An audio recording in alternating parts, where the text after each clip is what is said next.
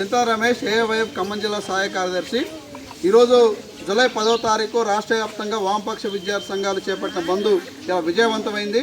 ఈ బంద్తో అయినా రాష్ట్ర ప్రభుత్వం స్పందించాల్సిన అవసరం ఉంది. ఇవాళ కాంగ్రెస్ ప్రభుత్వం అధికారంలోకి వచ్చి 2.5 సంవత్సరాలు గడుస్తున్నా కానీ ఇంతవరకు విద్యాశాఖకి మంత్రిని కేటాయించకపోవడం అనేది చాలా అందరూ హాస్యాస్పదంగా భావిస్తూ ఉన్నారు. ఇవాళ సీఎం రేవంత్ రెడ్డి గారి దగ్గరే ఇవాళ ఈ విద్యాశాఖని ఎందుకు పెట్టుకుంటున్నారని చెప్పేసి మేము ప్రశ్నిస్తూ ఉన్నాం. ఇవాళ విద్యాశాఖ అనేది చాలా కీలకమైంది.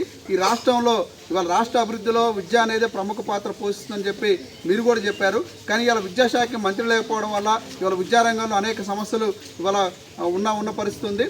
ఈ సమస్యలు ప్రధానంగా ఇవాళ విద్యాలయాల్లో ప్రధానంగా స్కూల్స్, జూనియర్ కాలేజీలు, డిగ్రీ కాలేజీలు, ఉన్నత కాలేజీలలో ఇవాళ టీచర్ పోస్టు, లెక్చరర్ పోస్టులు, ప్రొఫెసర్ పోస్టులు ఖాళీగా ఉన్నాయి. ఆ పోస్టులు ఎక్కడా కూడా భర్తీ చేయడం లేదు. దాని ఫలితంగా ఇవాళ విద్యార్థులకి నాణ్యమైన విద్య అందడం లేదు.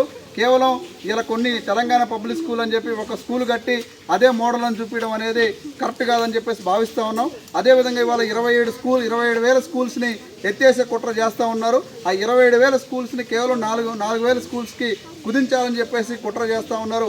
ఈ యొక్క ఆలోచన వెనక్కి తీసుకోవాలని చెప్పేసి మేము డిమాండ్ చేస్తూ ఉన్నాం. అదేవిధంగా పెండింగ్లో స్కాలర్షిప్లు, రియంబర్స్మెంట్లు కూడా గత 4-5 సంవత్సరాల నుంచి రాక విద్యార్థులు యజమాన్యాలు ఇబ్బంది పడుతున్న పరిస్థితి ఉంది. కాబట్టి పెండింగ్లో ఉన్న స్కాలర్షిప్లు, ఫీజు రియంబర్స్మెంట్ని విడుదల చేయాలని ఇవాళ విద్యారంగంలో ఇలా ప్రధానంగా మిడ్ డే మీల్స్ సంబంధించి ఇవాళ విద్యార్థులకు ఇస్తుంది కేవలం 8 రూపాయలు మాత్రమే. ఇవాళ రాష్ట్ర ప్రభుత్వం బ్రేక్ఫాస్ట్ అని చెప్పేసి చెప్పారు. ఇప్పటికీ 4 రోజులు కావస్తూ ఉంది. కానీ ఎక్కడ కూడా బ్రేక్ఫాస్ట్ అమలు కావడం లేదు.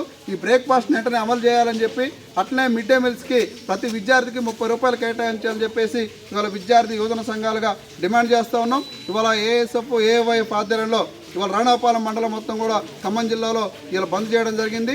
ఈ బంద్తో అయినా ప్రభుత్వం స్పందించకపోతే భవిష్యత్తులో విద్యార్థులను సమీకరించి యువకులను సమీకరించి పెద్ద ఎత్తున ఉద్యమాలు చేస్తామని చెప్పి ఈ సందర్భంగా ప్రభుత్వానికి హెచ్చరిస్తూ ఉన్నాం.